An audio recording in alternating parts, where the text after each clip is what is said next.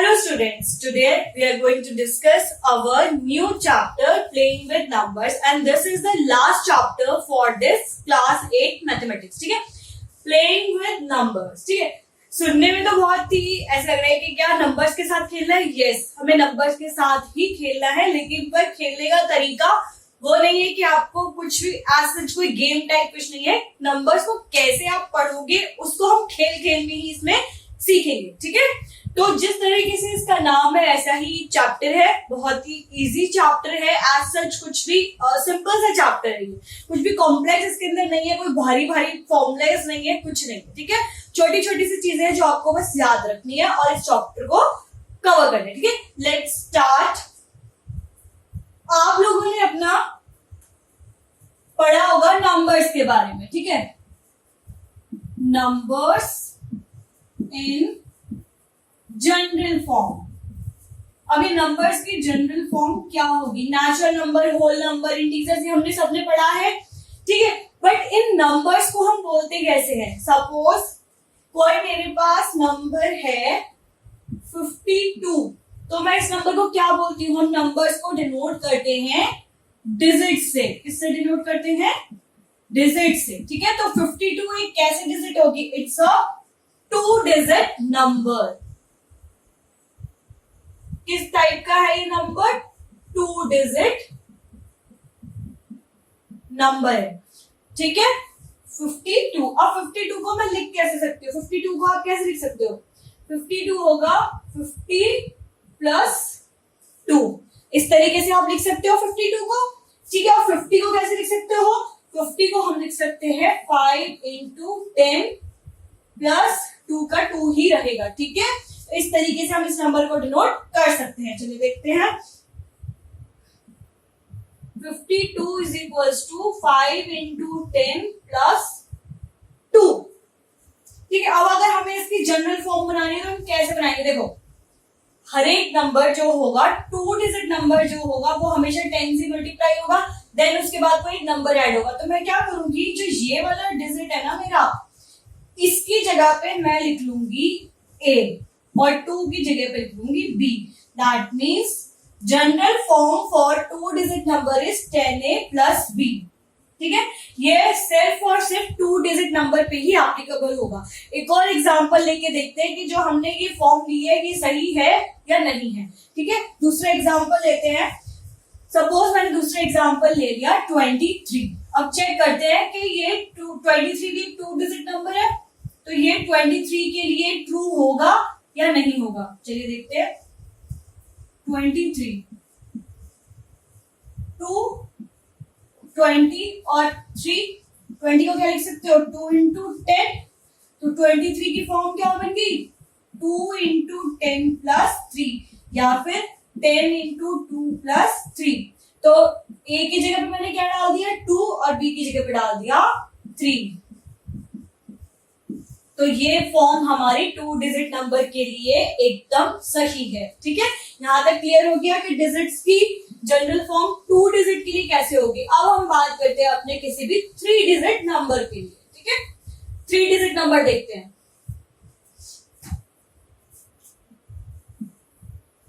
Three digit number कौन सा होगा? इसके अंदर 3 डिजिट होगी. सपोज मैंने ले लिया 179. इसको मैं कैसे लिख सकती हूँ?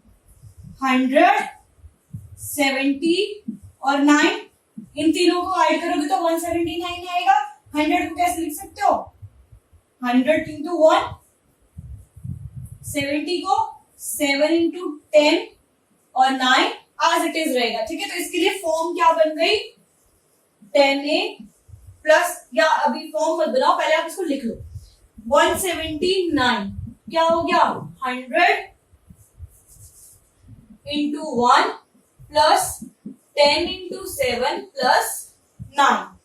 ठीक है, पहली डिजिट हमारी 100 से ही मल्टीप्लाई होगी क्योंकि ये 179 है. ठीक है, अब जब ये 100 से मैंने मल्टीप्लाई करा तो 1 के प्लेस पे क्या ले लो? a ले लो. 7 के प्लेस पे b ले लो और इसको c ले लो. ठीक है, तो फॉर्म क्या बन गई? 10a plus 10b, 100a plus 10b plus c. This is the general form of 3 digits number. ठीक है, 3 डिजिट नंबर के लिए यही एक जनरल फॉर्म है। अगर आपको किसी और नंबर के लिए चेक करना हो तो आप वो भी कर सकते हो। सपोज मैंने नंबर ले लिया 564, ठीक है। अब मैं उसके लिए चेक करती हूँ कि ये ट्रू है या नहीं है। 564 क्या होगा, 500 प्लस 60 प्लस 4। 500 को कैसे लिख सकते हो, 5 इंटू 100, 60 को लिख सकते हो 6 इंटू 10 और 4 तो एज इट इज आएगा।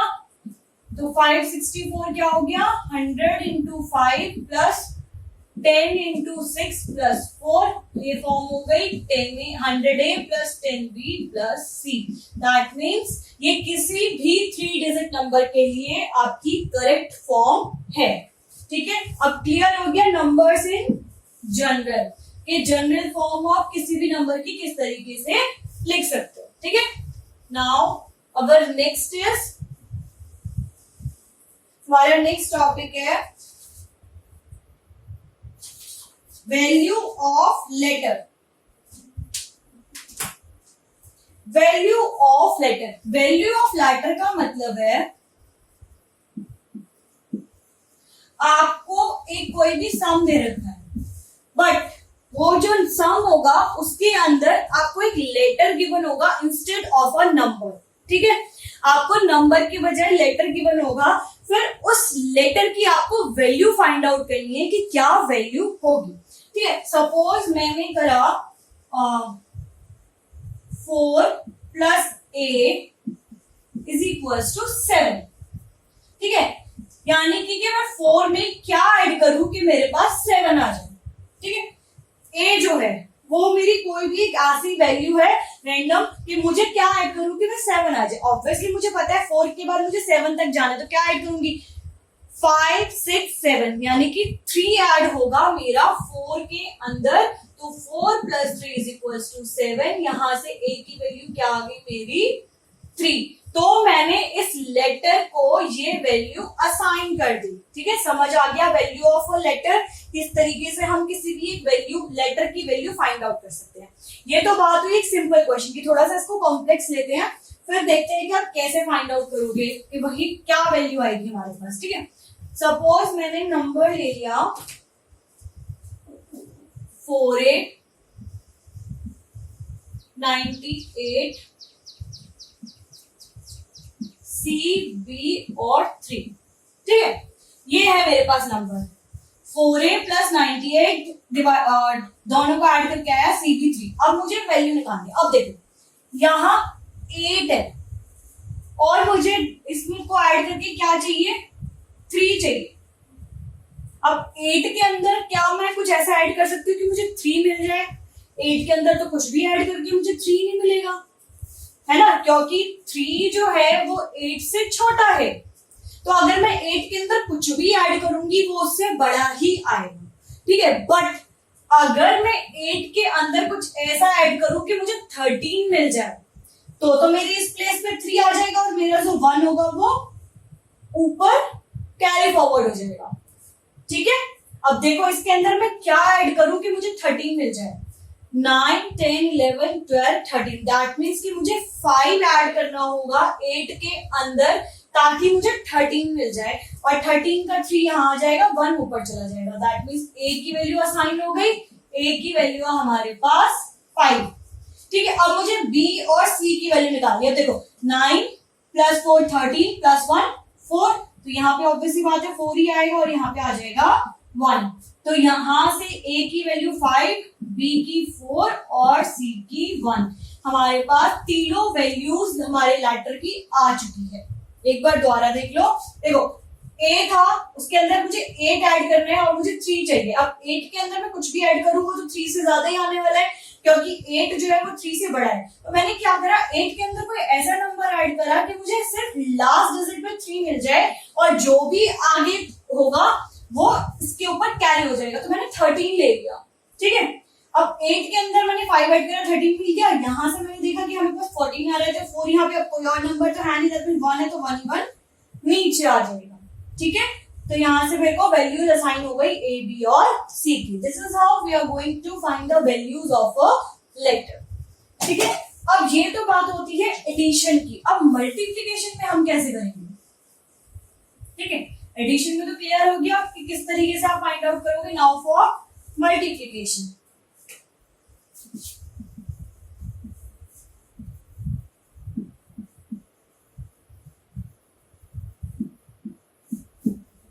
देखिए मेरे पास नंबर है A B into 3 divided by C A B. ठीक है, अब मेरे पास मुझे किसी एक ऐसे नंबर से इससे मल्टीप्लाई करना है कि वही सेम नंबर यहाँ पे भी आ जाए। ठीक है, अब अगर मैं 1 से मल्टीप्लाई करती हूँ तो मेरे पास 1 आएगा, 2 से करती हूँ तो यहाँ 6 हो जाएगा, लेकिन पर मुझे तो वही नंबर चाहिए जो यहाँ भी हो। ठीक है ना, बात समझना, अगर मैंने इसको 1 से मल्टीप्लाई करा तो यहाँ 3 आएगा मुझे, लेकिन पर 1 चाहिए। ठीक है, 2 से करूंगी तो 6 आएगा, तो मुझे यहाँ 2 चाहिए होगा क्योंकि मैंने b की वैल्यू 2 रखी है। 0 ही एक ऐसा नंबर है जिसको मैं यहाँ भी अगर प्लेस करूं तो वही यहाँ पे भी आएगा, because 0 into 3 is equals to 0। तो b की वैल्यू हमने असाइन कर दी 0। ठीक है, b की वैल्यू 0 असाइन हो गई। क्लियर हो गया? अब b की वैल्यू तो 0 हो गई। अब मुझे इसको इस नंबर से मल्टीप्लाई करना है कि यहाँ पे वही नंबर आए, लेकिन पर वो 2 डिजिट नंबर। समझ आ रही है कि यहाँ की डिजिट भी सेम हो और जो उस नंबर की लास्ट डिजिट हो वो भी सेम हो। ऐसा कौन सा नंबर हो सकता है? ऐसा सिर्फ एक 5 ही होता है। अगर मैं 5 into 3 करती हूँ तो मेरे पास उसकी लास्ट डिजिट में भी 5 ही आएगा। ठीक है, बाकी आप किसी भी नंबर से मल्टीप्लाई करके देख लो, लास्ट डिजिट सेम नहीं आएगी। अगर सपोज मैंने 4 into 3 करा तो ये 12 हो जाएगा, 6 into 3 करा तो 18 हो जाएगा, बट 5 ही एक ऐसा नंबर है जिसको मैं 3 से मल्टीप्लाई करती हूँ तो मुझे वही सेम डिजिट ही मिलेगी। ठीक है, तो दैट मीन्स a की वैल्यू क्या आ गई मेरे पास? a की वैल्यू आ गई 5, तो यहाँ 3 5 15, यहाँ भी 5 और यहाँ आ जाएगा 1, और c की वैल्यू आ गई 1। एक बार दोबारा समझ लो, मुझे C3 को B से मल्टीप्लाई करना था, वापस से आंसर में B ही चाहिए। तो कोई ऐसा नंबर लो तो जिसको इसको मल्टीप्लाई करने पे वही नंबर आ जाए, तो वो एक सिर्फ 0 ही ऐसा नंबर है जो सेम डिजिट मुझे देगा। देन उसके बाद मुझे अगेन 3 को A से मल्टीप्लाई करना है, अगेन आना A ही चाहिए, but it's in the unit place, पूरा नंबर नहीं, इसके आगे एक और नंबर भी है। तो 5 ही एक ऐसा नंबर है जिसपे मुझे ये वाली डिजिट और ये वाली डिजिट, यानी कि ये वाली प्लेस और ये वाली प्लेस सेम मिलेगी। ठीक है, यहां से मैंने कैलकुलेट कर लिया अपना a b c की वैल्यू। ठीक है, इस तरीके से हम अपने मल्टीप्लिकेशन को सॉल्व करते हैं। Now our next is divisibility test. अब ये डिविजिबिलिटी टेस्ट क्या होते हैं? Divisibility test basically division of a number होती है। ठीक है, कि क्या ये नंबर इस नंबर से डिविजिबल है या नहीं है। ठीक है, अब एक मेथड तो है हमारे पास कि हम अगर सपोज कोई 5 डिजिट नंबर है, उसको आपको चेक करना है कि ये इसके साथ डिविजिबल है या नहीं है। एक मेथड है कि आप उसको डिवाइड करके देख लो। अगर आप फिर 5 डिजिट नंबर को डिवाइड करोगे तो बहुत ज्यादा टाइम लेगा, है ना। तो उसी के लिए फिर ये डिविजिबिलिटी टेस्ट बनाए गए हैं, जिससे हम इजीली पता कर सकते हैं कि ये इससे डिविजिबल होगा या नहीं होगा। तो आप किन्हीं स्पेसिफिक नंबर्स के लिए ही डिविजिबिलिटी टेस्ट पढ़ोगे, जो वो एप्लीकेबल है। डिविजिबिलिटी टेस्ट पहला है हमारा फॉर 2 के लिए पहला टेस्ट हमारा। ठीक है, 2 में आप कैसे फाइंड आउट करोगे? अगर हमारी किसी भी डिजिट की लास्ट डिजिट जो है वो 2 4 6 8 0 होगी तो वो डिविजिबल बाय 2 होगा, या फिर कह लो कि वो इवन होगी। If last digit of any number is even, then the number is divisible by 2।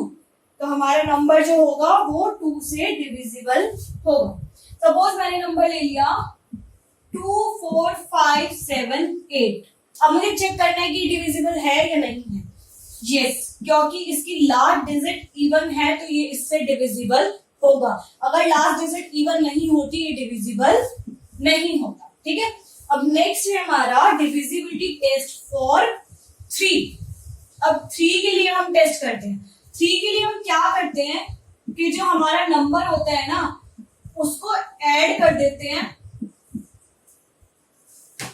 And फिर चेक करते हैं कि वो मल्टीपल ऑफ 3 है या नहीं है। Sum of digits of a number and then check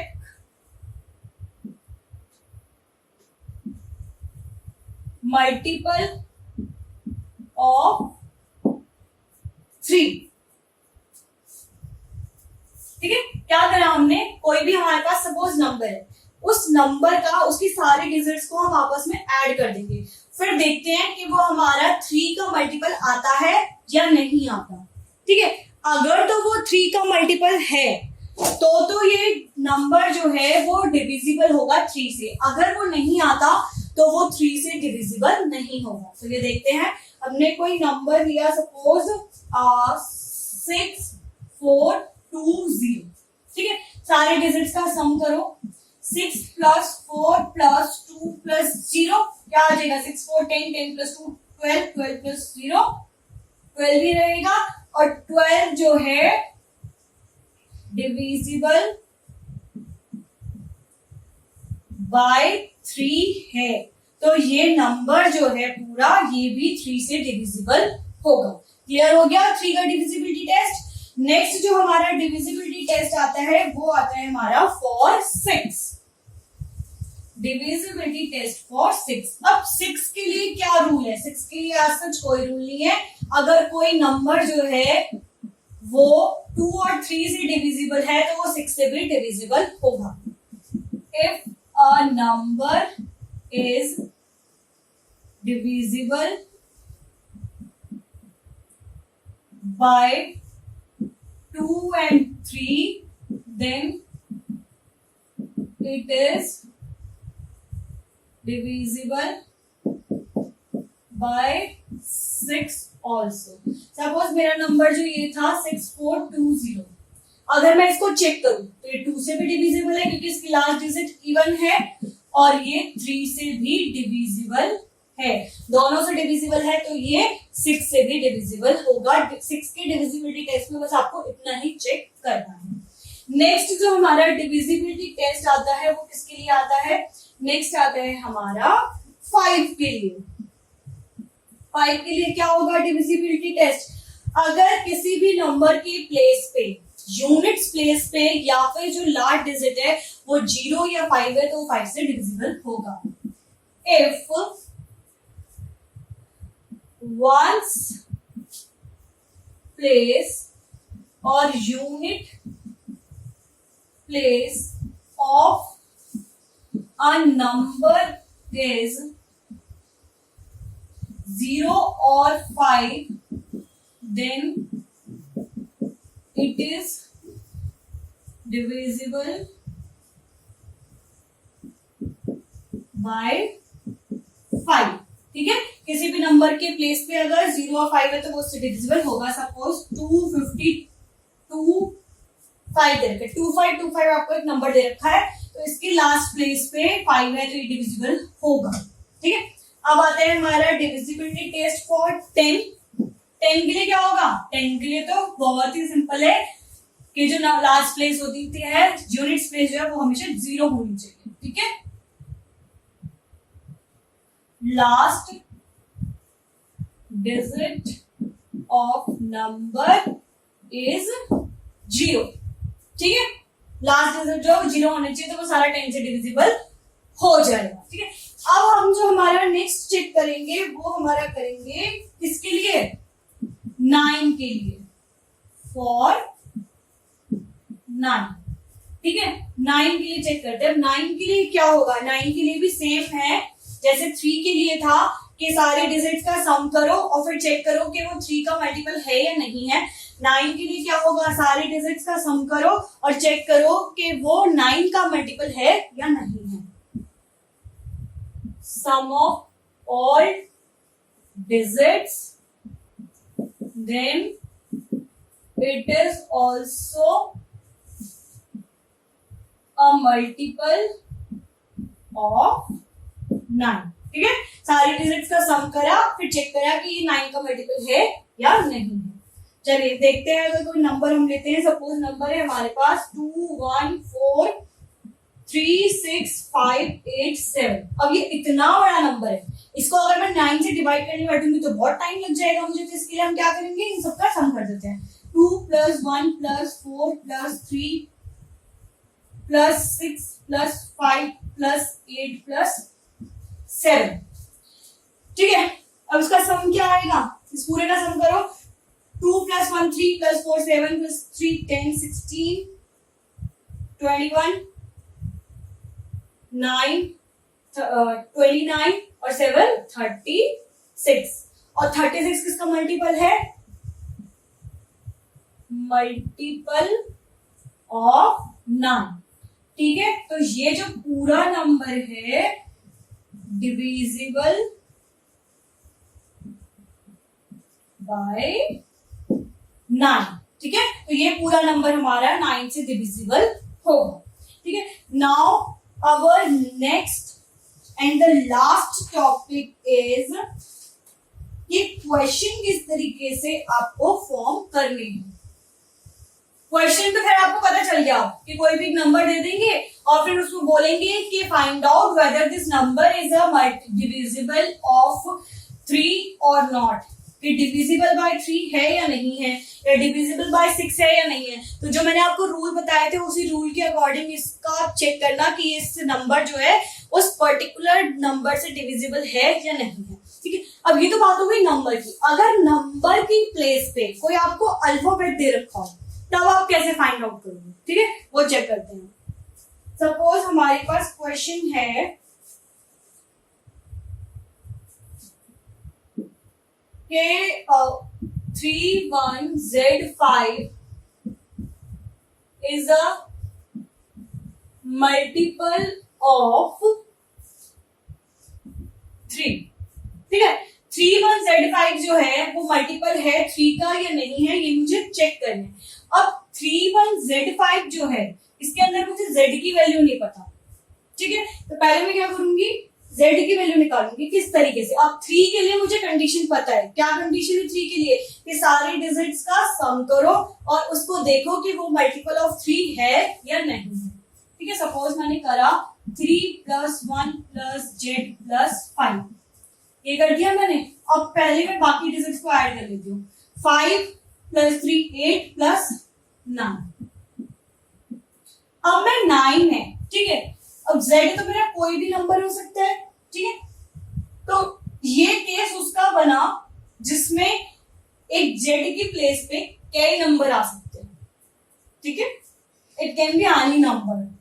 मैं 9 के अगर अंदर 0 ऐड कर दूं तो मेरे पास 9 आ जाएगा और वो एक मल्टीपल है 3 का।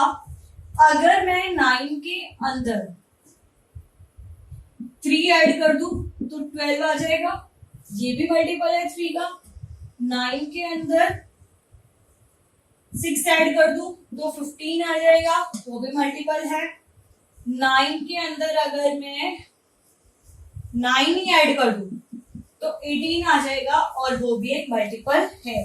तो Z की प्लेस पे कौन कौन से नंबर आ सकते हैं, 0 3 6 और 9। ये कोई भी नंबर जो है हमारा वो Z के प्लेस पे आ सकता है, क्योंकि ये सारे ही नंबर से मिलकर जो नंबर पूरा फॉर्म होगा वो मल्टीपल होगा 3 का। अब नंबर कौन कौन से फॉर्म होंगे, या तो होगा 3105, या फिर होगा 3135, या फिर 3165, या फिर